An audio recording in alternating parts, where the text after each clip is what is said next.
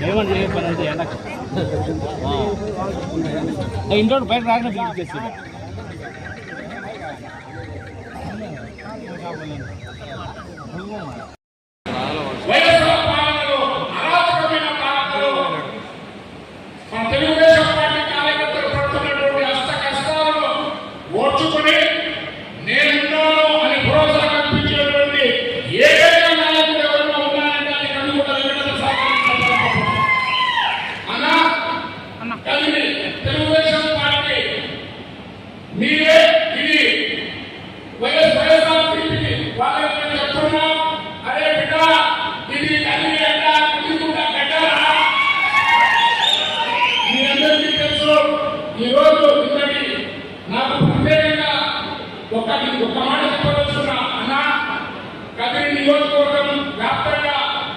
మీకు పనిచేసిన ప్రతి కార్యకర్త ప్రతి ఒక్కరు ఒక్కడి తక్కువ ఉందని అనుకుంటున్నారన్నా, ఒక్కటి ఆ ఒక్కటి కావాలని కోరుకుంటున్నారన్నా, ఆ ఒక్కటి అదే ఏ ఒక్కటి తక్కువ ఉంది ఆ ఒక్కటి కంప్యూటర్ వచ్చేస్తే నాకు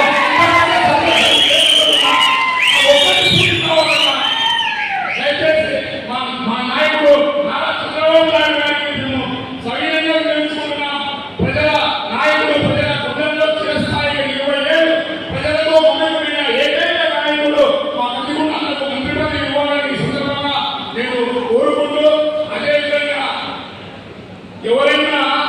ఎక్కడైనా డబ్బులు ఇచ్చి పదవి కొనుక్కుంటే నాయుడు వైఎస్ఆర్సీపీలో ఇక్కడ 2 కోట్లు ఖర్చు పెట్టి నా భార్యకు మున్సిపల్ చేసిన ఘనత సామాన్యమైన వ్యక్తిని తీసుకొచ్చి ఈరోజు నాకు మున్సిపల్ చైర్మన్ పదవి ఇవ్వడం నేను జన్మజన్మన మీకు రుణపడి ఉందా, నా జన్మత మీతోనే ఉందా. ఇంకొకటి మీరు మమ్మల్ని మీకేమనుకోండి మీకు శిరస్సు నుంచి పాదాలను చేసుకుంటూ ఈ అవకాశం ఇచ్చిన మీ అందరికీ ధన్యవాదాలు చేసుకుంటూ శుభేచ్ఛిస్తున్నాం. జై గట్టిగుండా గారికి, గౌరవ చైర్పర్సన్ గారికి, రాష్ట్ర కార్యనిర్వాహక కార్యదర్శి సభ ముందర ఉన్నటువంటి తెలుగుదేశం పార్టీ సభ్యులు ప్రతి ఒక్కరికి నేను శిరస్సు వంచి నమస్కారాలు తెలియజేసుకుంటూ,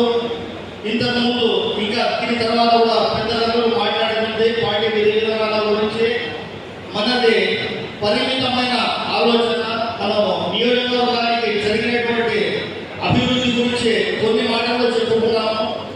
మా తమ్ముడు డైమండ్ గారు చెప్పారు, ఎలక్షన్ మూమెంట్ లో కదిరి నుండి రాయచోటికి పోవాలంటేనే నరకం అనుభవిస్తా ఉన్నది. అటువంటిది ఈరోజు రాయచోటి ప్రజలు కళ్ళు మూసుకొని ప్రయాణం చేస్తున్నారు. కనీసం ఒక రోగి కానీ ఎవరో గర్భిణీ స్త్రీ కానీ కదిరికి వస్తున్నారంటే కదిరి కూడా చెలవని చెప్పేసి తెలియజేసుకుంటూ, ముఖ్యంగా ఇక్కడ పార్టీ సిద్ధాంతాల గురించి పెద్దలందరూ మాట్లాడతారు. కానీ కదిరిలో ఇంతకు ముందు కేవలం ఎలక్షన్ సీజన్ లో మాత్రమే దిగుమతి అయ్యే ముస్లిం నేతలమని వాళ్ళు డబ్బా కొట్టుకునే వాళ్ళ గురించి నేను మాట చెప్తున్నాను. ఎవరైతే ఎలక్షన్ లో వచ్చారో ఇంతకు ముందు కొన్ని సందర్భాల్లో చెప్పాను, వర్షాకాలంలో గొడుగు నమ్మే వాళ్ళు వస్తారు, చలికాలంలో రగ్గు నమ్మే వాళ్ళు వస్తారు, దాని తర్వాత కనుమలు అయిపోతారు. నేనే ముస్లింలకు నేతలను చెప్పుకున్న వాళ్ళు ఈ రోజు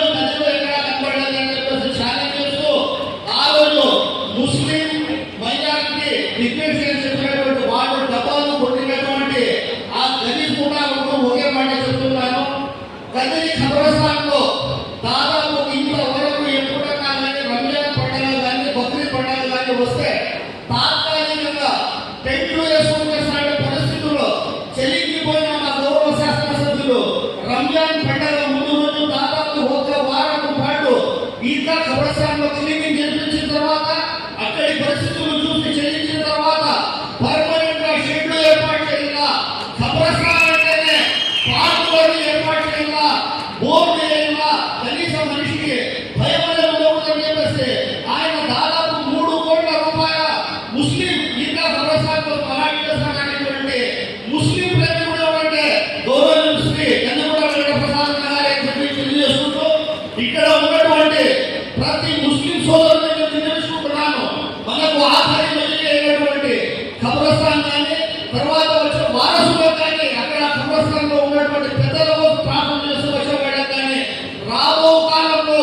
అతి సుందరంగా తీర్చిదిద్దే ఘనత ఏమిటంటే ఆయన భుజస్కంధాలను వేసుకున్నందుకు మా ముస్లిం సమాజం తరపు నుండి శిరస్సు వంచి ధన్యవాదాలు తెలియజేసుకుంటున్నా శాసనసభ్యులు గారు. అదేవిధంగా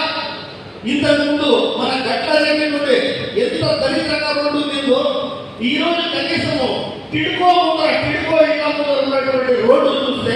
దాన్ని హైమాస్ అయితేనే ఆ డివైడర్ అనేది చూసి ఈ రోజు ఎక్కడన్నా మనం బంజారా హిల్స్ లో ఉన్నామా అనేక సుందరంగా తీర్చిదిద్దిన రకాలు కూడా గౌరవనీయులు శ్రీ కృష్ణ వెంకటప్రసాద్ గారిని చెప్పి తెలియజేసుకుంటూ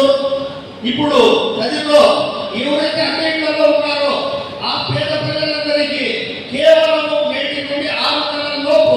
గౌరవ ముఖ్యమంత్రి గారి ఆశీస్సులతో పదే గదిలో అసంపూర్తిగా ఉన్నటువంటి టిడ్కో ఇళ్లను పూర్తి చేసి గదికి సరఫరా అయినటువంటి తాగునీరు ఎప్పుడు చూసినా వారంలో 6 రోజులు ఇక్కడ మరణ పైపు పోయిపోయినాయి, దొరికల్లో పోయిపోయినాయి. ఇష్టం లేకుండా మనకు అతి సమీపంలో ఉన్నటువంటి చెర్లపల్లి రిజర్వాయర్ నుండి